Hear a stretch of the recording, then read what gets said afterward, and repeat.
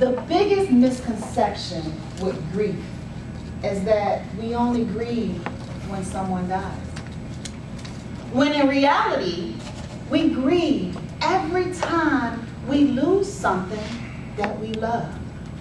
That includes relationships, jobs, money, anything you hold near and dear to your heart. Did you know that as little as 2% of unresolved grief can wreak havoc on your life? So many of us hold on to things that we never truly grieved. I've coached a lot of women over this past year. Even though everyone's grief journey is different, there's one common theme. How do I heal my heart and move forward? I have 3 essential tips. Tip number 1, embrace the life you have. Change is going to happen. Some change is good, and we're all happy, smiling, we're enjoying life. But then there's those changes that's not so good. And we're sad, we're unhappy, and we think the world is going to end. But it won't. In order to embrace the life that you have to be able to accept there is nothing you can do about what has happened.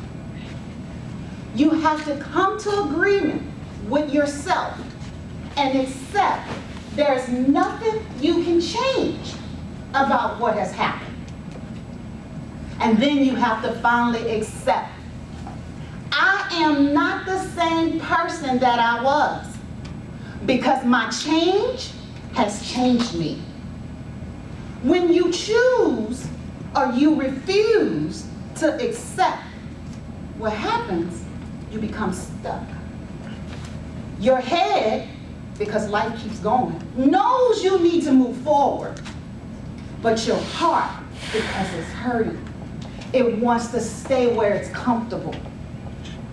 If you want to do that, you have to accept and embrace what you have, because you have the gift of now. You can't relive the past. Tip number 2, you have to release the negative energy that this change has caused. Because we can't do anything about it. And when we experience something negative, we hold on to it because we're trying to be strong. Growing up, even as a kid, we were told, you better not cry. You better be quiet. So you've been embedded and indoctrinated to hold it all in because you're trying to be strong. But you have to release that negative energy. You can only heal what you feel. If you never feel that pain, it's going to stay right here. And every time you come up with a decision, a challenge, it's going to relive itself all over again. Now you're experiencing 2 challenges because you never healed the first one. So what I advise you to do, I want you to write a letter to whoever hurt you. Write a letter and tell them how what they did made you feel. If you're not comfortable going to them, write a letter. Get all that negative energy out of your body. Let it come from your heart, down your arm, and into that paper. Release it all. Now, I want you to write a letter to yourself. I want you to forgive yourself for holding on to all this negative energy. Forgive yourself for any harm you may have done to yourself, any embarrassment you may have caused yourself. I want you to tell her or him, I'm sorry because of what I did I may have done out of lack of knowledge. Just forgive yourself. And the third thing, I want you to be open to doing something different. You have to change. And how many times we know change is not docile. It's not. You can't easily change. It means you got to do something different.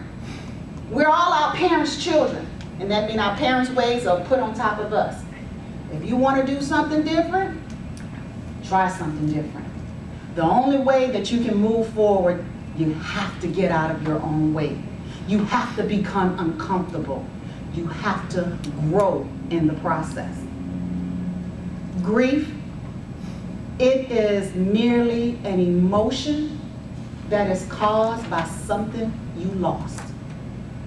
We grieve in everything that we love, except that there's nothing you can do about it, and embrace the life you have. Release the negative energy that's blocking your greatness. And finally, be open to doing something different.